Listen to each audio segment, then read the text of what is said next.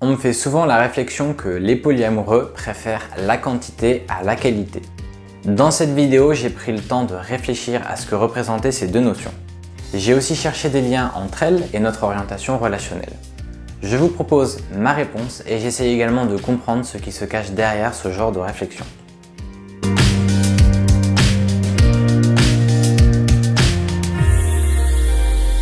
Je m'appelle Romain, j'aime expérimenter différentes façons de penser pour développer l'amour et l'esprit que je vous partage pour élargir votre champ des possibles. La première question que je me pose est qu'est-ce qu'une relation de qualité? En fait, c'est très subjectif. Par exemple, quelqu'un pourrait estimer qu'une relation de qualité est plutôt fusionnelle et que la priorité est de passer un maximum de temps ensemble. Pour un autre, la priorité est de conserver son indépendance et un maximum de temps pour soi en dehors du couple. Dans l'absolu, aucune de ces façons de concevoir les relations n'est meilleure que l'autre, elles sont juste différentes. À partir du moment où vous vivez avec quelqu'un qui partage votre vision et vos attentes, alors vous considérez que c'est une relation de qualité. Bien sûr, cela demandera également un travail personnel et collectif pour bien communiquer, comme j'en ai parlé dans les vidéos à ce sujet. Je vais vous donner ma vision personnelle qui est ma réalité et qui n'invalide pas votre conception des relations. Pour moi, une relation est de qualité quand chacun est assez à l'aise pour être soi-même sans jouer un rôle ou chercher à plaire. Vous savez, cet état où vous vous sentez comme un enfant, où vous vivez simplement le moment présent, naturellement, sans chercher à contrôler votre comportement pour correspondre aux attentes de l'autre. Quand vous aimez être en présence de cette personne pour elle, et non pas juste pour ce qu'elle représente, pour ce qu'elle pourrait devenir, pour son physique, pour son statut, pour sa situation ou n'importe quelle autre raison qui ne la définit pas. Un jour, quelqu'un m'a dit « Avec toi, je me sens seul, mais à deux ». Pour nous, ce n'est pas péjoratif et je trouve que ça résume bien ma vision d'une relation de qualité. Nous sommes d'abord très heureux avec nous-mêmes et l'autre ne vient pas perturber cet état, mais il le partage. Nous pouvons rester nous-mêmes et vulnérables sans peur d'être jugés. Comme pour la qualité, la quantité est une notion subjective par rapport à une personne ou un contexte. Mais culturellement, nous sommes largement conditionnés à valoriser l'amour unique.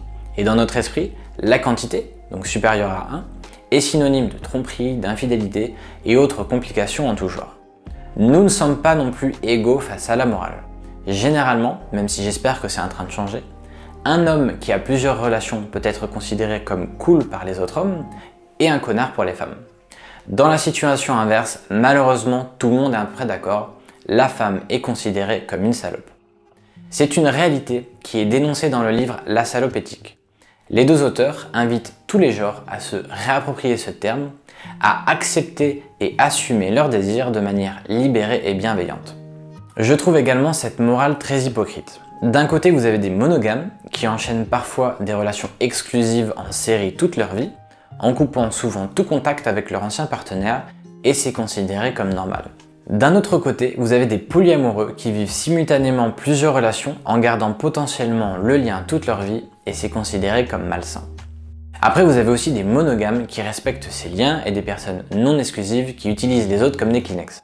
On ne devrait pas être jugé sur nos orientations qui n'ont aucun rapport avec la manière dont nous aimons et nous traitons les autres. À l'échelle d'une vie, il y a parfois peu ou pas de différence en quantité de relations entre monogames et polyamoureux. Ce qui peut gêner certaines personnes, c'est de vivre cette quantité simultanément. De toute façon, et c'est valable pour tous les sujets, à partir du moment où vous êtes heureux dans votre façon de vivre et que vous respectez les autres, alors personne ne devrait vous juger. Et si vous aimez la quantité et que vous arrivez à la gérer, alors c'est ok. Mais alors qu'est-ce qu'on peut reprocher à la multiplication des relations amoureuses et ou sexuelles? Pour moi, le seul problème, qui n'est pas spécifique au polyamour, est la gestion du temps, et c'est ce qu'on va voir juste après. Ensuite, j'entends parfois « j'ai galère déjà dans ma relation, alors en rajouter d'autres, ça serait impossible ». Ça n'est pas un problème lié au polyamour, mais à notre manque d'éducation émotionnelle et relationnelle. Avant de considérer entretenir une relation saine avec les autres, il faudrait d'abord être bien avec soi-même. La multiplication des relations n'enlève pas non plus de valeur aux autres. Avoir un second enfant ou d'autres amis ne réduit pas votre amour ou la valeur que vous leur accordez. La quantité n'est pas non plus opposée à la qualité. Vous pouvez très bien avoir de nombreuses relations de qualité.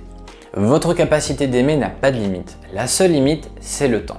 Mais ne faites pas d'amalgame. L'exclusivité ou le temps que vous accordez à quelqu'un n'a rien à voir avec la qualité de la relation. Vous pouvez vivre de manière exclusive avec quelqu'un qui n'est jamais présent ou qui passe tout son temps libre à ses propres activités sans vous accorder d'attention. Vous pouvez également vivre de manière non exclusive avec quelqu'un qui partage avec vous quelques heures par semaine avec une grande qualité de présence. Et vice versa. Encore une fois, le temps et la qualité de présence n'a rien à voir avec votre orientation. Finalement, une nouvelle relation amoureuse et ou sexuelle va simplement s'ajouter à la liste des personnes et des activités dont vous consacrez du temps régulièrement ou occasionnellement. Donc en termes de gestion du temps, dans mon cas, un nouvel amour n'a pas forcément plus d'impact dans ma vie qu'un nouvel ami ou une nouvelle passion comme l'apprentissage de la guitare. Culturellement, nous percevons une relation de qualité comme une sorte d'escalier qui commence à la rencontre, puis le flirt, le premier rendez-vous, le premier baiser, l'exclusivité, le sexe, le mariage, les enfants, etc. jusqu'à ce que la mort vous sépare. Si quelque chose d'autre vous sépare que la mort, c'est considéré comme un échec. Si votre relation se termine au bout de 10 ans, peu importe ce que vous avez vécu, certains vous diront « c'était pas la bonne personne, j'ai perdu 10 ans de ma vie ». Je trouve ça vraiment triste de penser comme ça et de remettre en question a posteriori tous les moments de bonheur que vous avez eus dans la relation, peu importe son issue. C'est un manque de respect envers l'autre et envers vous-même. Comme nous en avons parlé dans le premier point, nous n'avons pas tous la même vision d'une relation de qualité. Pour certaines personnes, cela passe nécessairement par des projets de vie en commun, comme emménager ensemble, se marier ou avoir des enfants. C'est vrai qu'à 20 ans, inconsciemment, je devais le penser également. J'adore me retrouver seul et nous sommes également des êtres qui avons besoin de relations. Mais je pense qu'il y a un juste milieu entre vivre complètement seul et vivre en couple 24 heures sur 24 avec la même personne. J'ai découvert qu'il est possible de créer de belles histoires avec peu de temps et sans projet commun. Après avoir partagé des relations où je voyais régulièrement les personnes quelques heures par semaine, je me suis rendu compte que c'était très équilibré. La distance est d'ailleurs la meilleure façon d'entretenir le désir et d'avoir toujours beaucoup de choses à partager. La rareté de ces moments les rend précieux et intenses. Esther Perel en parle d'ailleurs très bien dans ses livres et ses interventions, comme celle que je vous mets en lien. Et quand vous ne développez pas d'attente et que vous profitez simplement de chaque instant comme un cadeau, alors vous ressentez peu ou pas de manque pendant les phases de distance. De la même manière que pour mes meilleurs amis, je n'ai pas vraiment de sentiment de manque, mais quand je les vois, même 6 mois plus tard, notre complicité et notre plaisir d'être ensemble est identique. Quand certaines personnes comparent la monogamie au polyamour, j'entends souvent « c'est quand même plus beau d'aimer la même personne jusqu'à la fin de sa vie ». Eh bien c'est justement ce que permet de faire le polyamour.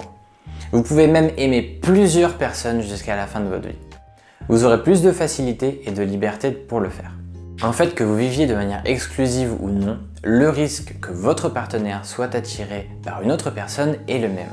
Ça peut vous paraître paradoxal, mais la non-exclusivité permet de ne plus faire de cette attirance un tabou, un interdit ou une obsession qui sont les véritables dangers. De ne plus être confronté à un choix qui va nécessairement exclure quelqu'un et mettre fin à une histoire qui aurait pu durer toute une vie. Est-ce que les polyamoureux préfèrent la quantité à la qualité? La seule différence qu'il existe entre la monogamie et le polyamour est le fait de s'autoriser ou non à vivre ses relations amoureuses et ou sexuelles simultanément. C'est tout. Tout le reste, la qualité et la quantité de nos relations, ne dépend pas de notre orientation. Vous avez des polyamoureux qui vont vivre 1 ou 2 amours dans toute leur vie et des monogames qui vont se marier 5 fois. Et tous peuvent vivre des relations qu'ils jugent plus ou moins de qualité ou toxiques. Donc moi ce qui m'intéresse, c'est de comprendre la raison de cette réflexion. Pourquoi penser que les polyamoureux préfèrent la quantité à la qualité? Et pourquoi est-ce que ça induit implicitement un jugement de valeur? Cette pensée-là, comme toutes les autres, est forcément guidée par une peur ou une croyance. Je suppose que c'est une personne qui n'a jamais expérimenté de relations non exclusives et je distingue 2 situations. Dans le premier cas, elle est directement concernée par le polyamour car son ou sa partenaire lui en parle. Elle va réagir en fonction de ses peurs et ses croyances qui sont erronées puisqu'elle n'a aucune expérience du polyamour. Dans le second cas, elle n'est pas directement concernée par le polyamour et en discute simplement avec quelqu'un. Quand vous êtes en accord avec vous-même et que l'on vous parle d'une manière de vivre différente, vous êtes capable de vous y intéresser en restant neutre et sans jugement. Mais si ça vous dérange et que vous ressentez un jugement à l'égard de l'autre personne, alors ça veut dire que quelque part, vous n'êtes pas en accord avec vous-même. Prenons un exemple. Admettons que je sois monogame et qu'un ami polyamoureux, déjà en couple, vienne me dire qu'il a avoué son amour à une collègue et qu'il est heureux d'avoir découvert que c'était réciproque. Peut-être que moi je suis également en couple et secrètement amoureux de quelqu'un d'autre. Inconsciemment, je pourrais être jaloux de cette personne et chercher à dévaloriser son acte pour tenter de me sentir mieux. Ce comportement serait influencé par une peur. La peur de sortir de ma zone de confort, de découvrir qu'il existe peut-être une possibilité, de ne pas refouler mes sentiments mais de les assumer. La peur de ne plus pouvoir me considérer comme victime de cette situation et faire face à un choix difficile. Un comportement peut donc être guidé par la peur mais également par une croyance.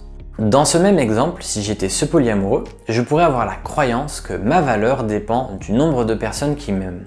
Inconsciemment, j'irai raconter cette nouvelle à tout le monde pour me sentir valorisé.